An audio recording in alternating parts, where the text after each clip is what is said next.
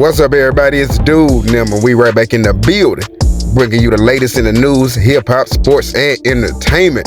And Charleston White, y'all, listen. He is really getting a lot of people attention.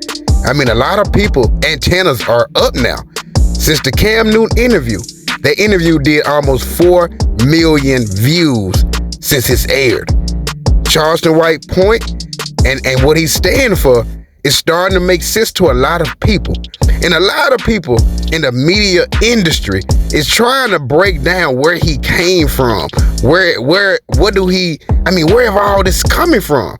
They really trying to break down the structure of Charleston White, and they trying to understand, wow, this man right here is really hitting on something. Yeah. Charleston White been hitting on something. We've been knowing that since day one. But we got Jason Whitlock. I guess Jason Whitlock is doing a part 3 series of debunking Charleston White. Yeah. He's really trying to see what's up with Charleston and things like that. Yeah, I guess he wants Charleston White on the show, which I can see because everybody know Charleston White is very captivating and he really can draw a lot of people's attention.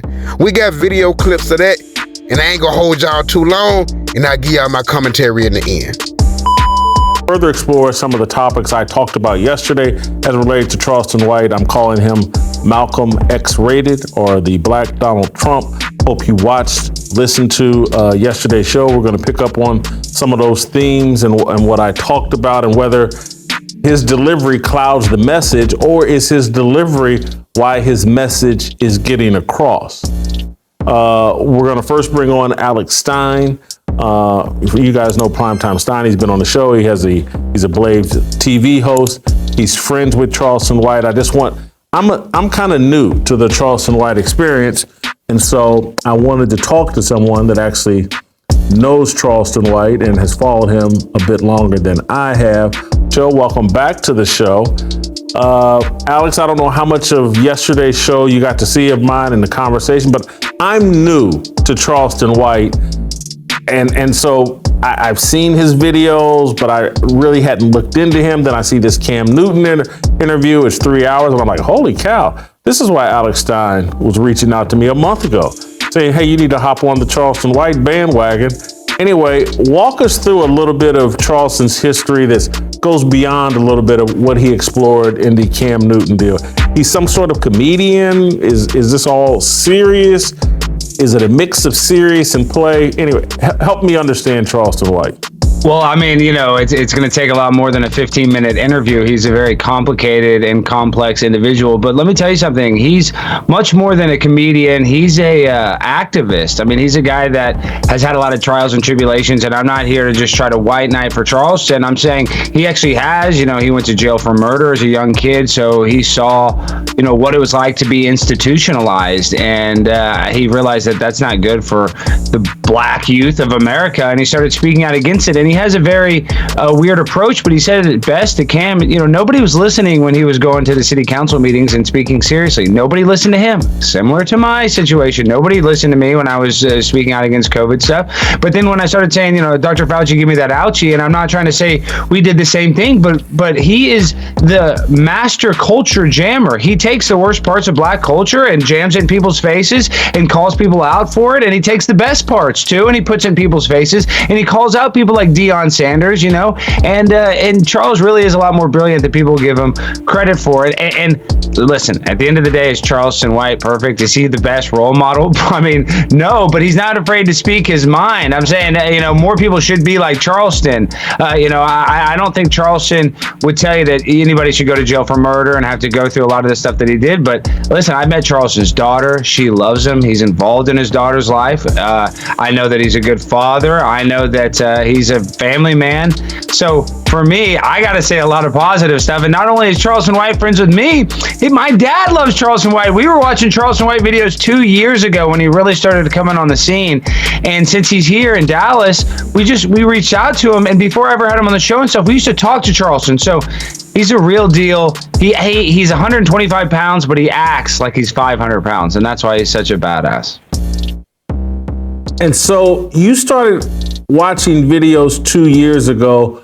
What were these videos about 2 years ago? And help me understand that, because He's a legend. He snitches on everybody, and he said it's cool to snitch. That was the thing that made him very viral, because he was saying, hey, listen, I don't like the dope man making all this money and not giving back to the community. He's keeping all the money. He's not helping, and really he's getting kids hooked on drugs. So he would snitch on people. He would snitch on rappers that he knew that had murder cases. So, Charleston White has had a lot of people that want to take him out. So that's really what got him on the scene. He was kind of pro snitching, only because he thought that was the right thing to do. And listen, there was a video on the internet. I got to send you this clip. It's so funny. He's talking. I forget to which rapper he's talking to, but he's like, man, you can't be a snitch. He's like, call your grandmother right now and ask your grandmother if her neighbor was selling drugs, would she call the cops? And the rapper calls his grandmother. She's like, yeah, the neighbor was selling drugs. I would call the cops. Charleston comes from a different culture. A lot of these kids were raised by their grandparents. Charleston comes from that kind of culture, because I believe he was raised by his. So, he has a little more respect for law than the young kids today. And that's the sad reality, is that the drugs now, the drug culture, the glamorization of OnlyFans, sex, drugs, it's only getting more, deviant, in my opinion. So he did things similar to you, though, too, in terms of going to city council meetings and kind of the same kind of viral moments you were having. He was doing that as well. Yeah, and he would go speak at youth meetings and tell kids, about how, almost scared straight programs where kids would have issues. They'd be troubled individuals. They might got a, misdemeanor or something as a child, and they go to those programs. And Charleston White would be one of the speakers that would say, well, I went to jail. You guys can turn your life around. So he's been doing this political activism, community activism for a long time. And I think when he was on that podcast, it was very telling. He said, well, until I started speaking so brashly, nobody paid attention. And he has a point. You have to say these things, these salacious things. Donald Trump does it. Like you said, you called him the Black Donald Trump. I love that description. I have no offense to Charleston. He's not as smart as Donald Trump, but he is. He has the bravado of Trump for sure. And I think that's what makes him really cool. But if you meet Charleston really in person, like when you meet him, he's actually pretty down to earth. Like he's not, he likes when the camera's on. He likes to go live and, amp it up. But really, he's like a nice guy that just kind of wants to relax and chill and, get along to go along type guy. So the Charleston we saw during that Cam Newton interview, it was animated and loud and boisterous. That's not the same guy when you're sitting with him at lunch or in your office or at each other's. It's different in person. Yeah, he kind of tones it down a little bit. He still always has that swag, I would say. But this is what I like about him, though. He says when everybody, he's just like you. When everybody was kissing Deion Sanders' derriere, he spoke out against how he alienated those kids in Jackson, Mississippi, and talks about how Deion, because he knows Deion when Deion lived in Dallas. Deion lived in Las Colinas, wasn't nice to the fans. If you ask Deion or Emmitt Smith, and Michael Irvin is actually nice. He's the only one of Emmett or Deion that, if you ever ask for a picture, they'd give you one. Those are the type of guys they are. And I know that's annoying. I'm not a celebrity ever, but I would always take a picture if anybody ever asked me. And those are the type of guys. Deion Sanders is the type of guy to be like, no. And Charleston White spoke out against that, because I think a lot of people have had those same stories. And so Charleston White has known Deion before when he was playing here in Irving, Texas, at Texas Stadium. And, after he left the 49ers. So I think we've always known that Deion always left, and you ever talk about this, Jason? He always went to his rival. He left Atlanta to go to San Francisco, their division rival. San Francisco to Dallas, their rival. Dallas to Washington, their rival. Then Washington to Baltimore, their in-city rival, basically. He's always a jumping ship. So he called that out about Deion a long time ago. Alex, people have emailed me or contacted me and said, hey, be careful, Jason. Charleston White has made comments about women. Oh, yeah. Is that accurate? Is that jokes? Is he being sarcastic? What? Well, 100% he's being sarcastic. But listen, I'll be honest with you right now. I'm going to say that this is the bad stuff about Charleston White. I've been gassing him up. I'll give you the real stuff. He has said some stuff about Asian, but in the black community, there's so much Asian, and from the 90s, from Rodney King, there's always been kind of a weird, I don't know, animosity between Asians and African Americans. So he kind of leans into that. So I don't believe he hates Asians. If you ask him, he's told me he doesn't hate Asians. But sometimes what I call it, he does is called code switching, and that's when you kind of switch. Like if you're around a bunch of gangster people, you want to act extra gangster. If he's around a bunch of political kind of elite type people, he kind of switches his code. So yeah, man, we can all see that Jason Whitlock really do have Charleston White on his radar, and Jason Whitlock really do want Charleston White on his show, and I can totally agree, because Charleston White is very captivating. Now, when Charleston White first popped out, everybody, and Charleston White was going at some of the biggest rappers and some of the biggest gang members out there, I knew that he was standing on business because he wasn't afraid. The thing I love about Charleston White the most is that he is not scared to be canceled.